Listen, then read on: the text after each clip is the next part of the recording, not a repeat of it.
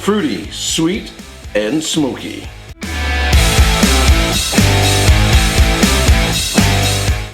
Welcome to another episode of Erik Whiskey Studies, and in this video I'm going to do a review of the Bruichladdich Port Charlotte Scottish Barley Heavily Peated Islay Single Malt Scotch Whisky.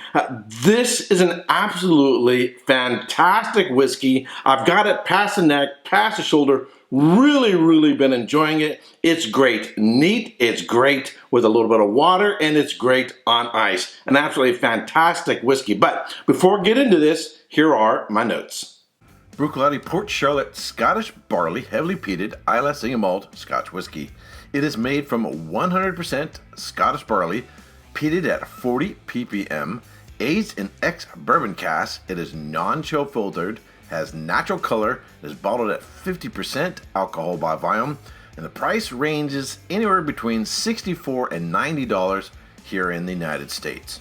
All right, so you may be wondering, Scottish barley, well, what else would they be using? Well, the truth is Scotland doesn't produce enough barley to meet the needs of the distilleries. In fact, most, even within Scotland and in the UK, comes from the East Coast. A lot of the west side of Scotland is too wet, too cold to really good quality barley. Although there are a few distilleries here and there that produce a small amount, but most of it's coming from the whole East Coast of the UK, but they also import outside of the UK from Europe. So Scotch whiskey has to be aged at least 3 years in oak in Scotland and bottled in Scotland, but the barley itself does not have to come from Scotland. So calling it or pointing out the fact that it uses Scottish barley is giving a sense of terroir that, hey, this is native barley.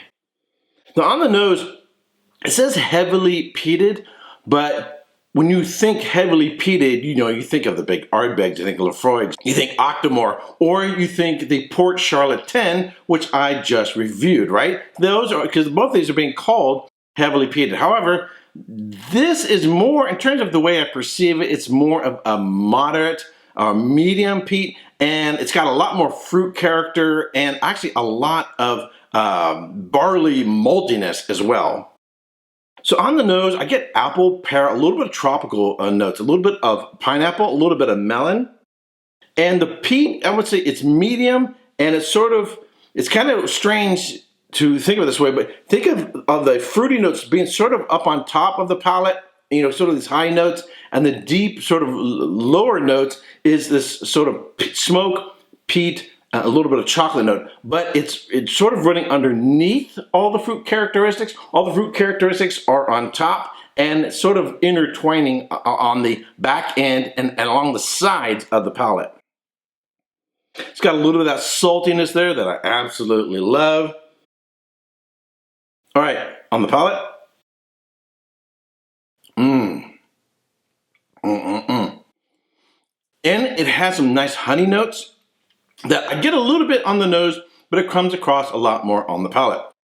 So I get like baked apples with cinnamon, get a moderate amount of chocolate, a lot more vanilla on the palate than I was on the nose.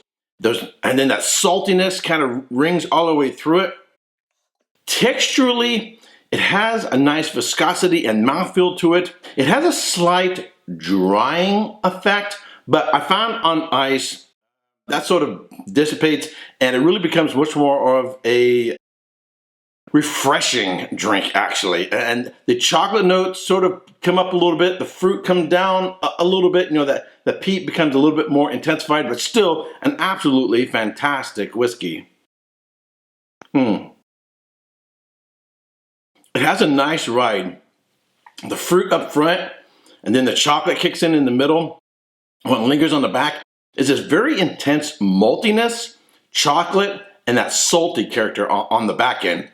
It actually sort of makes you want to keep drinking more. That saltiness makes you, now I'm thirsty, now I'm going to drink some more, which could be dangerous, Now, even if it's at 50 ABV, it doesn't have like a big, punch of alcohol, doesn't have a big grip. I would say the alcohol is really well balanced. I didn't find that, adding a couple drops of water necessarily changed it a whole lot.